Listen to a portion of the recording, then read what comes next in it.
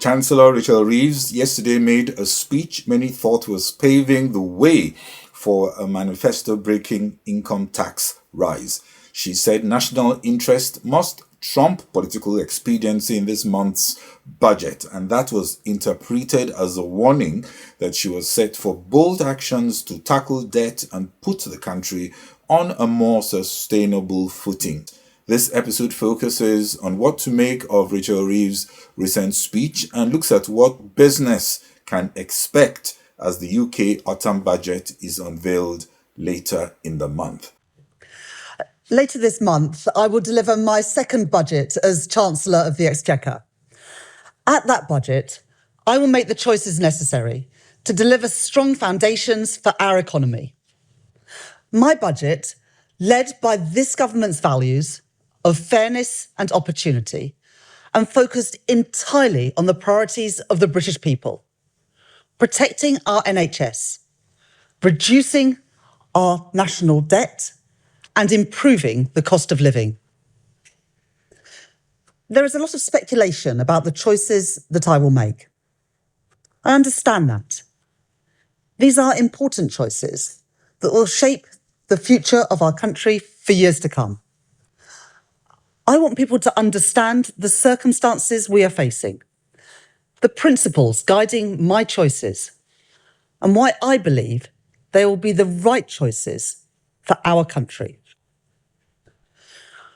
We are a country with considerable economic strengths, an open trading economy, a global hub for cutting-edge industries, from AI to biotech, with world-leading universities and scientific institutions, and a talented and a committed workforce.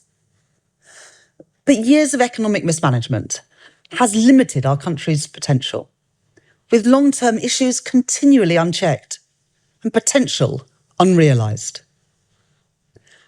At the budget last year, I fixed the foundations, dealing with the aftermath of Liz Truss's disastrous mini-budget and the £22 billion black hole in the public finances left by the previous government. I put our public finances back on a firm footing, provided an urgent cash injection into our faltering public services, and began rebuilding our economy. But since that budget, the world has thrown even more challenges our way. The continual threat of tariffs has dragged on global confidence, deterring business investment and dampening growth.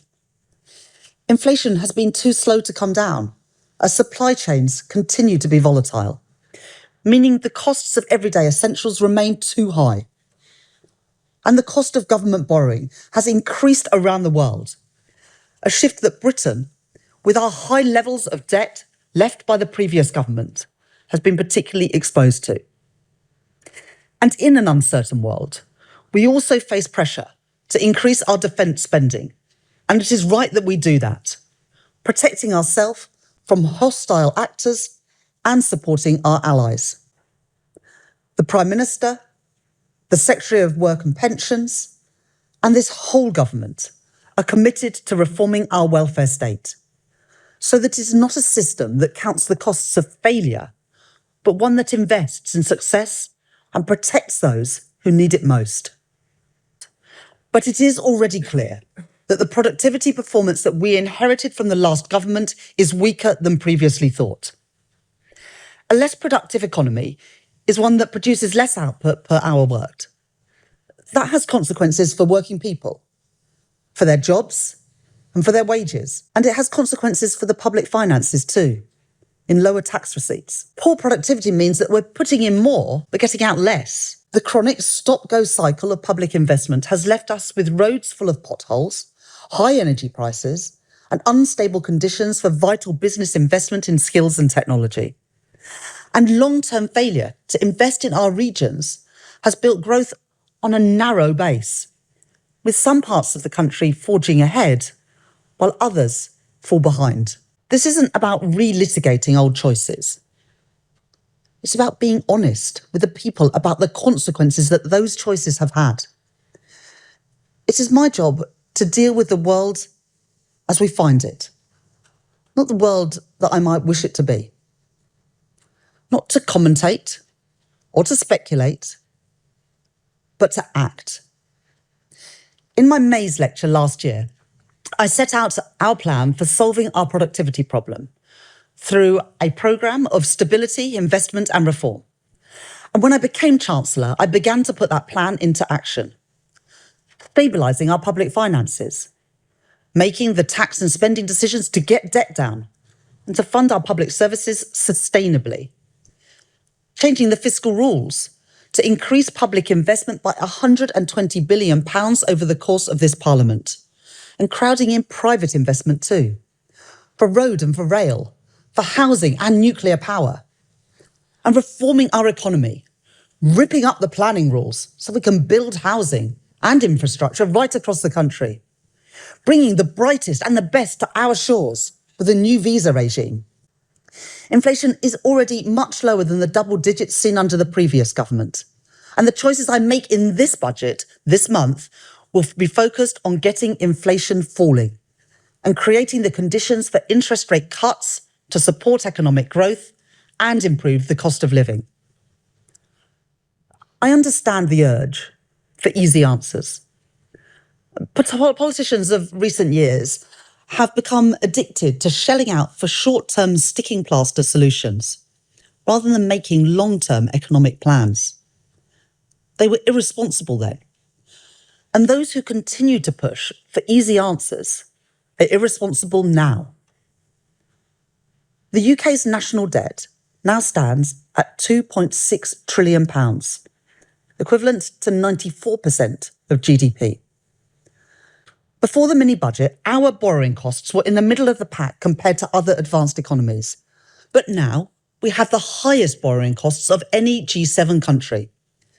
Today, 1 in every £10 of taxpayers' money is spent on debt interest. Austerity, reckless borrowing, made-up numbers. They are the problems, not the solutions. At the budget this year, I will continue to build the strong foundations to secure Britain's future. For a fairer Britain, a more prosperous Britain, a Britain with an economy that works for everyone. Thank you very much. Hello, this is Global Business Insight, where we consider the headlines and bring perspectives to enrich understanding of today's somewhat more challenging context to support corporate decision-making. Rachel Reeves lamented that 1 in 10 of government revenues go to pay interest for debts, far too high given the huge outlays needed to run government and cherished national health service. Her autumn budget promises 3 key things. First is protecting the national health service, getting cost of living down and getting debt down while investing in growth of the economy.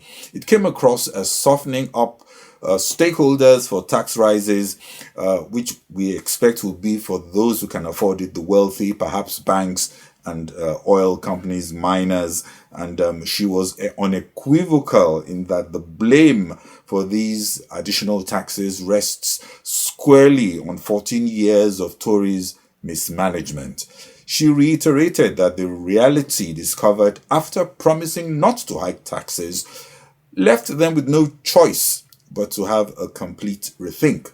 Tories' fiscal obfuscation, or a £22 billion black hole that is hidden undisclosed obligations, with new demands arising from a different environment, now all implies tough choices.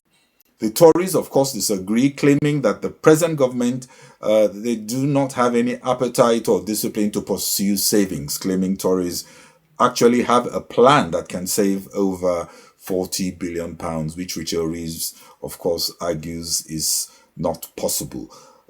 Tories say they can do this by embracing pragmatic measures, coming across as mean-spirited on issues like immigration, all to reduce the welfare bill to a more affordable size, reducing red tape and cost of governance, and lowering taxes and duties, which will get more people into the workplace and attract investments as economic growth is aggressively incentivized with pro-business measures. The Tories warn that raising taxes now will only lead to a downward business spiral lower revenues and exacerbate the already troubling fiscal deterioration. But what about business? The UK Institute of Directors presented a comprehensive set of 42 policy recommendations aimed at restoring fiscal credibility and driving sustainable economic growth. This included giving clarity on the next evolution of the fiscal rules and increasing the fiscal buffer. Also includes creating a 10-year strategy for benefit reform to improve work incentives and ensure sustainability. On taxes, they recommended that efforts should be made to smooth out particularly significant distortions in the tax system that compromise economic choices made by individuals and companies to the detriment of economic growth, adding that any changes to the taxation of assets held in the UK must be considered carefully, noting the risk that increases in taxes will lead to lower revenues due to behavioral responses. They also want to see sensible reforms to the Employment Rights Bill that also preserve jobs and an acceleration of meaningful technology diffusion with clear governance. Earlier in the week, we had the CEO of Ryanair, Michael O'Leary, hitting out that planned tax hikes will derail any hope of kickstarting growth. Raising taxes now again could be a knockout blow to a weak economy. But markets have not quite forgotten Liz Truss and Chancellor Kwarteng's misconceived tax cuts in a widely criticized mini-budget that made him the second shortest serving holder of that office. It's still unclear whether taxes will be raised and which taxes will go up and how aggressive it will be. More likely, it will focus on groups seen as able to afford it, like I said. And some have said if Reeves moves forward with hiking taxes on November 26, she may be sacrificed shortly after to assuage the resulting acute discontent. For business, instead of getting clarity, yesterday's speech raised more fears and more uncertainty with the sparse details. Business confidence is already low and the climate has business in a holding pattern in need of better clarity amid the fog of unclear policies. This speech may have made the audience more suspicious on why they need to be prepped ahead for a tax tsunami. Rachel could score a win if tax increases end up being only modest, but this will come across as kicking the can further down the road as she still needs to find the money to keep debt down and plug fiscal gaps. While I must admire the candor and transparency, the strategy of presenting hard truths and a burning platform which may justify administration of tough pills to an already exhausted voter population is, I think, a politically risky strategy.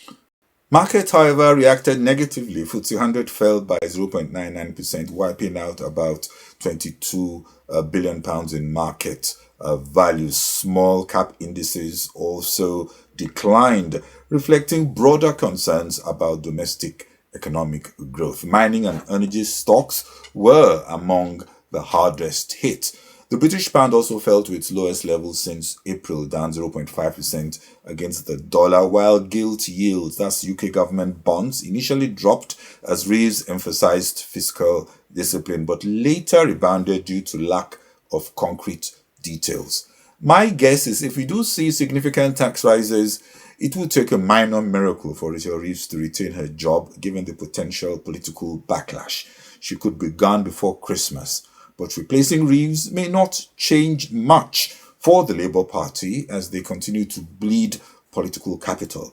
The 32-page IOD, that's the Institute of Directors budget submission, has good ideas that they may want to consider while deferring tax rises until they're able to get a healthier momentum on economic activity.